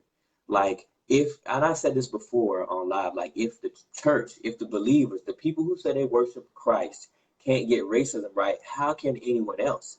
Because when you talk about, these good things being posted and it's not being covered, or protests not the issues not being addressed head on, but looters and rioters and that idea is being addressed head on, and protection of property is being addressed as head on. And I'm not saying either way. I'm not saying I support looters and rioters and all of that. But also, they ain't talking about how really it's the millionaires and billionaires who got majority of the stimulus money, which, in my opinion, is the looting and rioting of this generation and the next one. That's just my opinion. And so I also think if the church cannot come out on front, because I've seen a lot of ministries like start to say something now. I've seen a lot of ministries start to say something, but like this one ministry who I was really like excited about when I found, because they teach the Torah and they keep the feasts and festivals. But this particular ministry talked about rioting and looting and violence going on in the country, but not once did it speak to the issues on why it's happening. Because there's always been violence, rioting, and looting in this country. Has it not? Like maybe not all at the same time, but there's always been violence. Violence happens every day. There's always been looting, and there's always been rioting. And it may not look like this all the time because looting takes different forms. It takes on different forms when certain billionaires or corporations don't have to pay taxes. Is that not looting? Which takes me and I know I'm spitting it out. And but Peter says they must speak out and pray for God to heal the land. Yeah. So, but he said earlier, you hear a lot of cases where someone will say, "I did not expect him or her to do that," and I think that was to your question earlier. Okay. Yeah. And so I think we have to figure out how we can be the change. And if we are involved in spiritual organizations or nonprofits, like we need to be moving that forward. It's not going to happen unless we um, mobilize. You know what I'm saying? As members of the community, we have to find a niche. And when I say niche, I don't mean that in a business oriented way. I mean it in a way that furthers the community. Because Andre, just like I was talking to you yesterday, like I said I was praying that we live in the same city because I don't want to just go on live and talk about these things. But like, I'm like, we have an ability to work together to make these things. And I talked about empowering the youth and going to the detention centers and looking out for the homeless and having a center, you know, where people can come and get the counseling they need or help they need or health, you know, get their health issues addressed. Instead of talking about Planned Parenthood, why don't the church start their own organization or their own health insurance company? You know, if everything, you know, a lot of pastors say everything we need is in the house. Everything we need is in the house of God. Well, if everything we need is in the house of God, it's time to mobilize the talents and the gifts and the abilities that are there. We have marriage counselors and doctors and business people and financial people and investors and realtor. 90% of the churches probably have at least one or more of those professions. There are police officers who go to church. Like, use that as a mobilizing place. Because who did it? Who did it in our American history? Who did it? About 60 years ago, who did it? Come on now. You know who. Don't be asking me that question. My gosh, of course. MLK, of course. MLK. But yeah, but Ruby says we must come together and pray fast, pull down the hidden man because it's a lunatic huffing in the minds of our family, but no one wants to come together if a celebrity is not going to be there. My ministry goes to the community every year for 7 years. We go to a community where murder is a luxury. Mm-hmm. And she said, feed them the clean activities fellowship, share talents within those who partner with me, and not cost them a dime. Thus is out of my pocket. And God got the glory. Yeah. See, it's things like that. I think that's how we're going to see these reforms. And I think, you know, also looking at the Hong Kong protesters, because I do try to get inspiration from everywhere and uplifting and edifying and all of that, right? It's interesting that in the Hong Kong protests, they don't have a set leader, but they do have strategy. They do have the 5 outcomes that are clearly stated. Are they not? They have their 5 outcomes that they're protesting for, and they say, we're going to protest until these 5 outcomes are met. And they're protesting against the Chinese government to take them over. Because it was a treaty that they had with the British government, you know, that China, that Hong Kong will go back to China. And it's not even, if I'm correct, it's not even the time yet. The time hasn't expired for that treaty, but China wants to move in on them. And they're like, no, these are the 5 things that we want. And unless you address these 5 things. So to me, I wanted to bring that up because our protests don't necessarily need a celebrity. They don't need a particular leader, but we should have an idea of what we're doing, no matter what it is, right? Whether we're involved in the community, what is our main job? Like, my main purpose and reason for doing this is to uplift and edify, and also to reconcile people to the God that I serve, the creator of everything, who loves all, who's in us all, who gives us life and healing, who heals our diseases. That is the reason why I do this, and the reason why I want to speak, you know, and think that I have something to say, you know. I'm loving it. And I mean, that's what we have created our platform to be, to reach out to everyone and be inclusive. It's all about inclusivity. And I guess my desire and my prayer is that everyone comes forward and recognizes what these protests are about and really expand your thought process. It's all about expanding and seeing what you don't see, not turning a blind eye to what you don't understand. Actually soaking in and learning and understanding why these people are protesting. And I think that's beneficial. I see Stella's on. Hey, Stella. But yeah, so that's what my prayer and my hope is that we get to a place where everyone can start to really see and expand their thought process on this.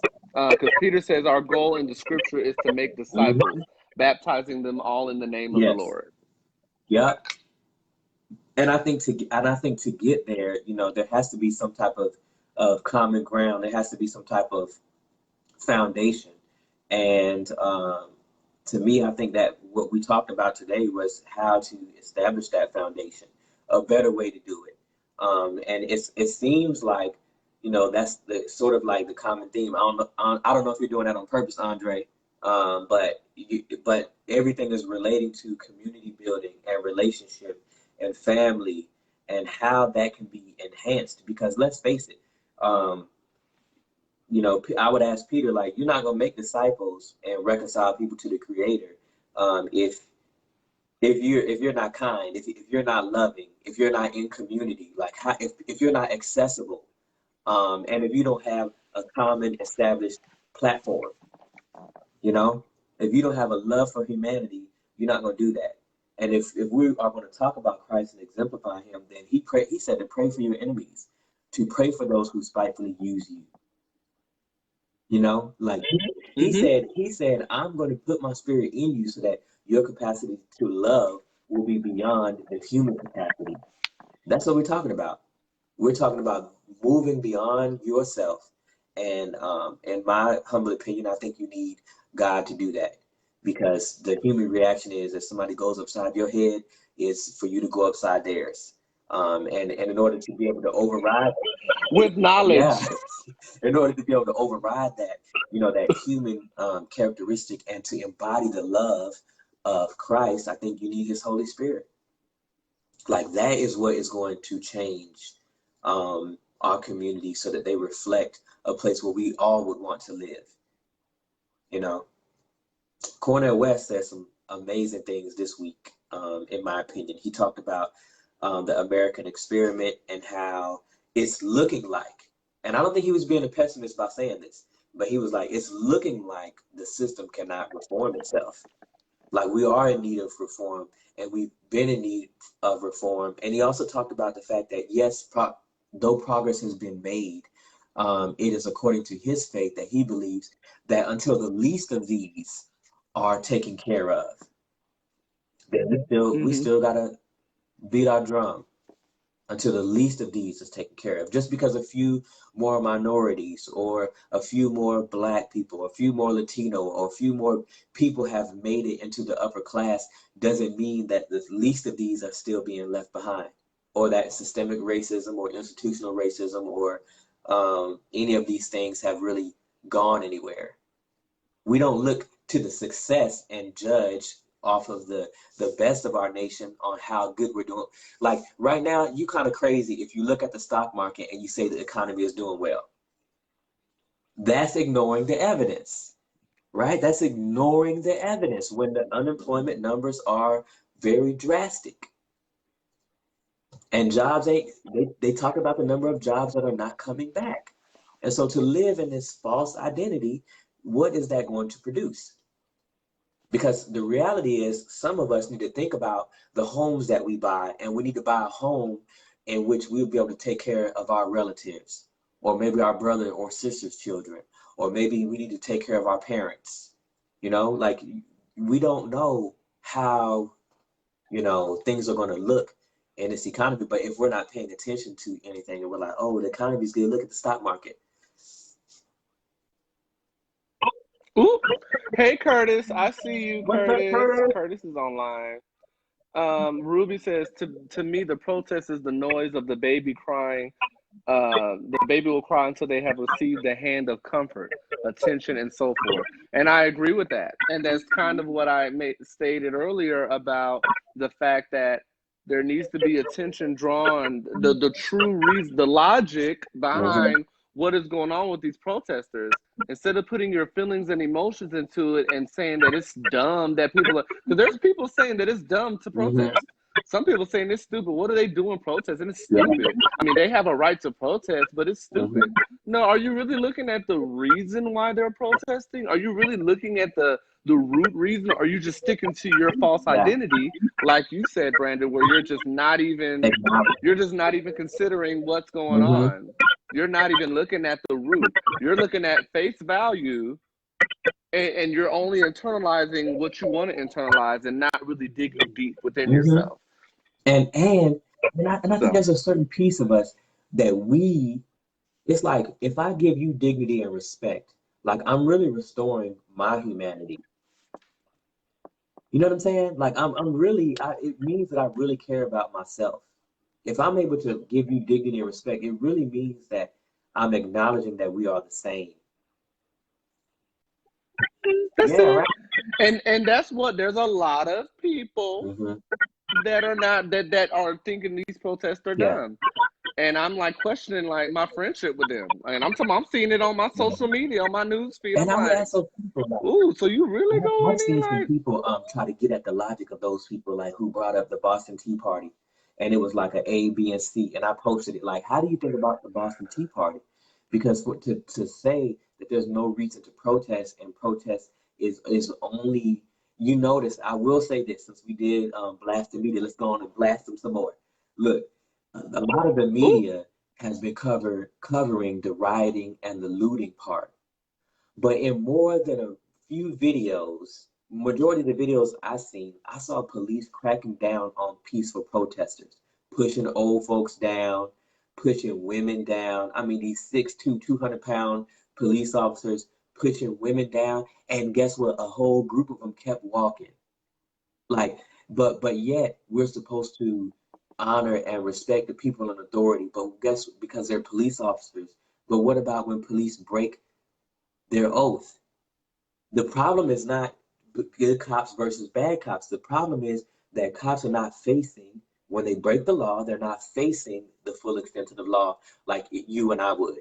Because if we murder somebody and sat on their neck for 9 minutes and it was on video, you best believe we'd be in jail ASAP. And so why do somebody who took an oath, why does that, and there's all these false conflations too, like black on black crime and all of these statistics, and that the black conservatives, yep, I'm calling them out, Candace Owens, Brandon Tatum, Terrence Williams. I feel like ooh. their lips are poison and they have a serpent lying tongue, and they rationalize the murder and the killing of human beings. And they'll bring up statistics. Well, more white people got killed by police than anybody, and you don't see white people. Well, guess what? They're protesting for them too.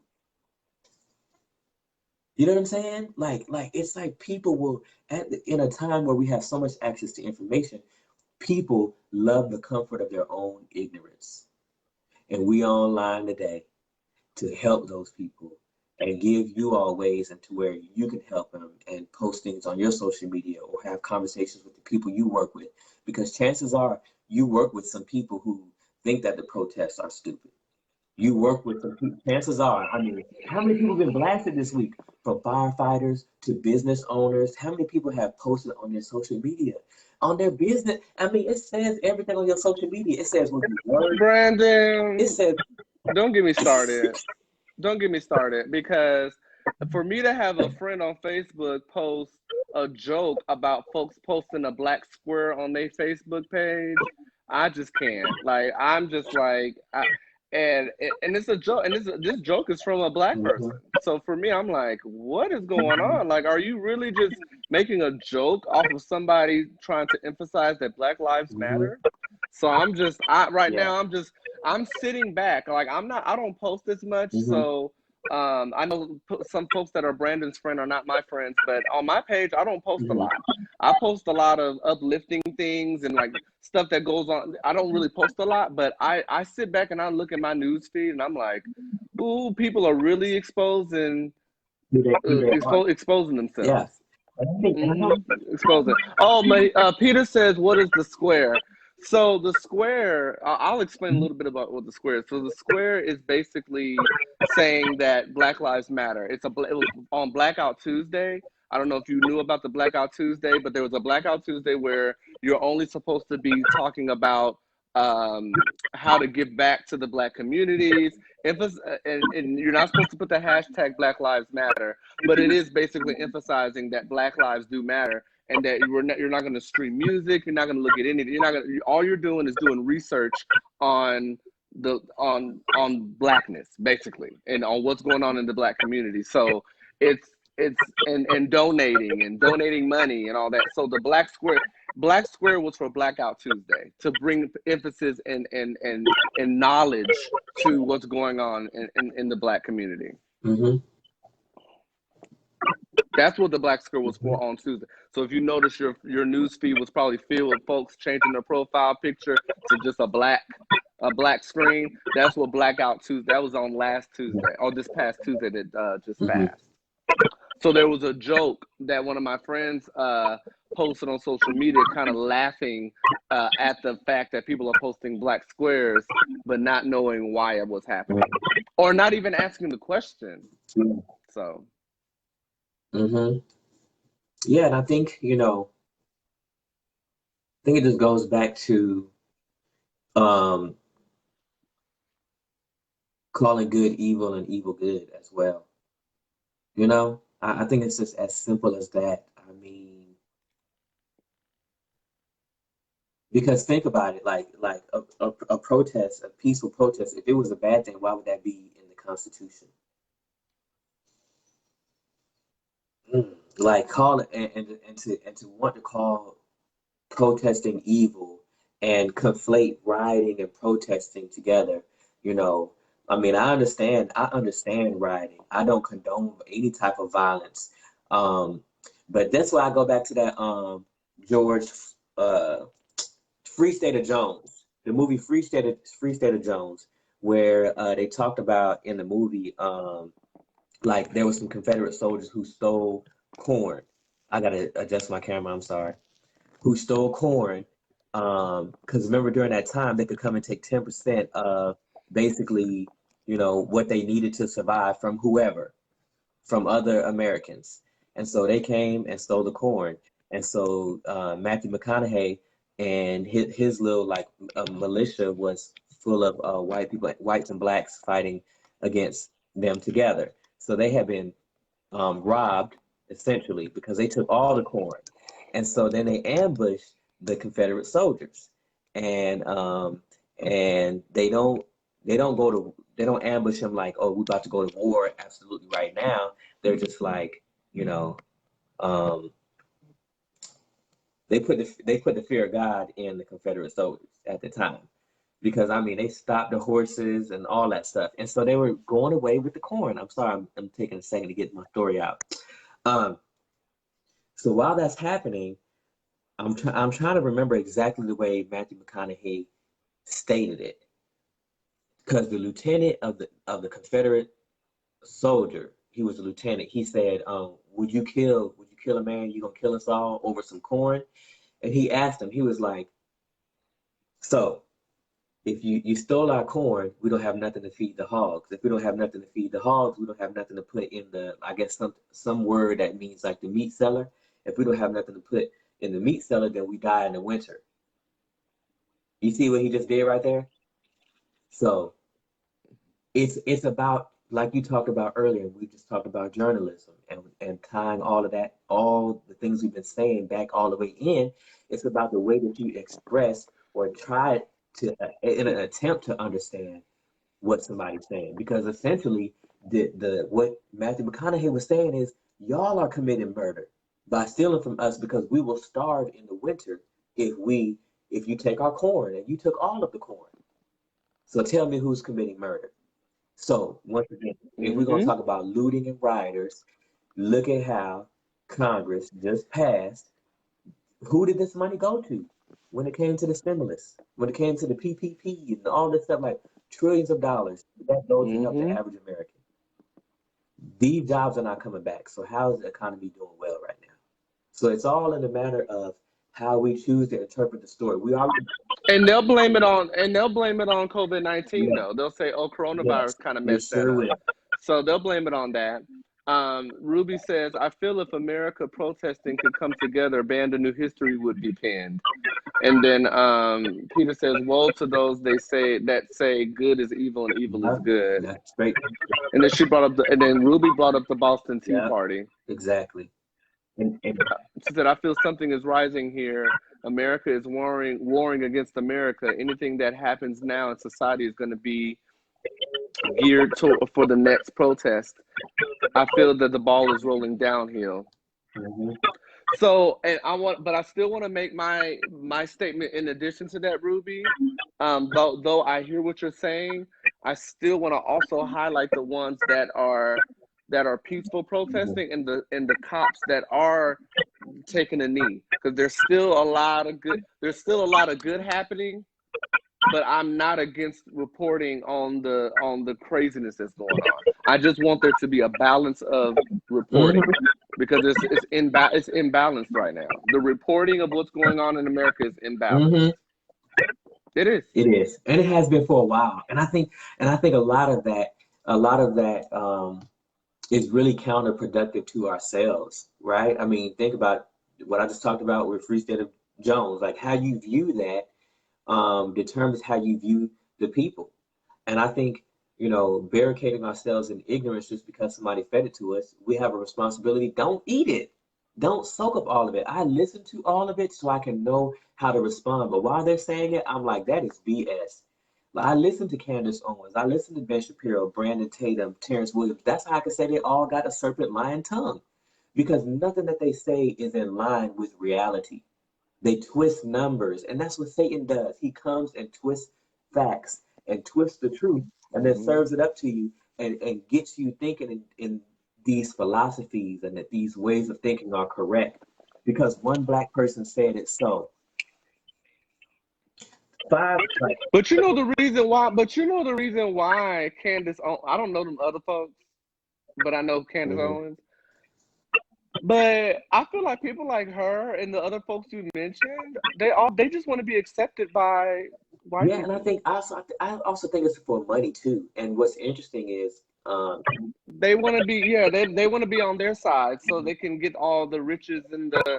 That's what I feel. I mean, I may be wrong and I may be accusing them of that, but ever since I've been hearing about this Candace Owens girl who wants to always have her hair straightened and she's damaging her hair and all this stuff. I mean, I'm being shady right now, but I'm just saying, like, I'm just like, girl, why are you really doing this? Are you trying to be accepted by the white folks? Like, I don't understand. I just that's my thoughts on it. I don't want to dig too deep into but I'm just like, why? What are you benefiting from yeah. doing that, I also Candace Well, Owens? the names that I mentioned are just like the Terrence Williams and Brandon Tatum. They're also black males, and just like Candace Owens, they're all in the same clique, and they have this belief that you know that systemic racism doesn't exist, and I feel like they're just a mouthpiece for those people in that ideology, so they're serving their purpose. And I think it's important to speak out against these people because they are lying. And Candace Owens herself says that she never experienced racism growing up, but yet, She yeah, lied. She got a 2008 yeah, discrimination lawsuit, boo $37 boo. and $36,000, So and used the NAACP to help her because there was issues in her school in her education. I So know yeah, this. like, I so know isn't it this. interesting that and so I think we should listen. So I'm an advocate for listening to media. At the same time, it, understanding because there are a lot of people that we work with who listen to these conservative voices. But there's also a lot of people who I know who listen to these conservative voices, and he's saying that it's surprising because he's now realizing, just now, thank God he realizing it now. But I'm like, what took you so long? He's just not realizing that a lot of these conservative voices or conservatives that he knows are actually racist. But what is Candace Owens then? What is someone like her who did not think that somebody was gonna let the world know that she put in a discrimination lawsuit because she felt discriminated against because of her Mhm. race, but she's saying there's no systemic racism? That is very interesting, huh? Like, what would make her do that? What did they offer her? What would make her do that? What if they give her some money on the low or something? We'll pay you this amount of money to be a voice for black people that don't see systemic I racism? think so. Yes, I don't know. yes, and that's what. Okay, so that's what journalism has turned into. Like, who is she? Why is she a spokesperson for anybody? What qualifies her to speak on these issues? Is she a sociologist? Is she a moral, cold person? Do she even have a degree? I'm being shady. Do she got a degree? I mean, I'm just do she have a Because degree? I and mean, what's oh. interesting is like if I also have looked at like Hodge Twins posted her video and I went and looked at the comments and it's crazy because there's a drastic difference between the response of melanated people and non-melanated people, or hued people and non-hued people, or just humans who happen to have a darker shade in comparison to humans who have a lighter shade. Minorities and Yeah, majority. Mm-hmm. there's a large difference. See, I hit on every angle. It's a drastic difference between the response, and it's pretty interesting. Um, yeah, Yeah, but Brandon, we've been on here for I 2 hours. know. We just been yapping. So we've been yippee yapping because I do want to come back in the middle of the week, sometime next week before Sunday, to say hi to you all. Jim says just like the women from Roe versus Wade on her deathbed said she was paid to be pro-life. She was paid. See, paid. Mhm. So what? Well, who's to say that Candace Owens ain't getting paid a bunch I of think coin to she just? definitely is. Because why else would you do that? Mm-hmm. Yeah. So yeah, Peter says we will talk next time, gents. Enjoy your day. But yeah, so yeah, we're gonna close. We're gonna close on this. We want to thank you all for tuning in on Yeah. VIBELYTICAL, where we discuss moral choice versus logic, and Brandon discussed the scientific race theory in detail, and we kind of just diverted into some other topics as well. But we just want to ensure that you all are getting kind of what Jim said. And Jim helped us a lot too, where Jim said, think globally, but act locally. Make sure you're doing things locally. And I think that if we think on a global spectrum, and I'm talking about us, all of us, think on a globalized viewpoint, there's going to be change. And also to ensure that you all know that there is a balance between all the terrible things that are happening during the protests and all the great things that are happening with people protesting. So as long as there's a balance there, I think that is the key. So once again, we thank you all for Yeah. Thank watching. you. Until next Mhm. time. But Brandon, do you have anything before we No, I go? just pray that something was said that uplifted you and edified you today, and something that, will bring you to a call to action on how you could start now and what your strategy is on how you could start being a member that heals your community and makes a difference because we never know how far our reach is. Like the person that you impact may impact another, which may impact another, and which may, impact another. And before you know it, your whole you have set a fire to your whole community. And when I say fire, I mean that in every positive way, like a revolution of love. Like Ruby says, sharing the cargo of love. You've passed it on. So that's my prayer and hope that through the conversations that we had today, that you'll be able to do that better. Okay, y'all. Well, until next time, we will see you all Till next later. time. See you later, So, Andre. All all right. right. All right. See you later, Bye-bye. Brandon.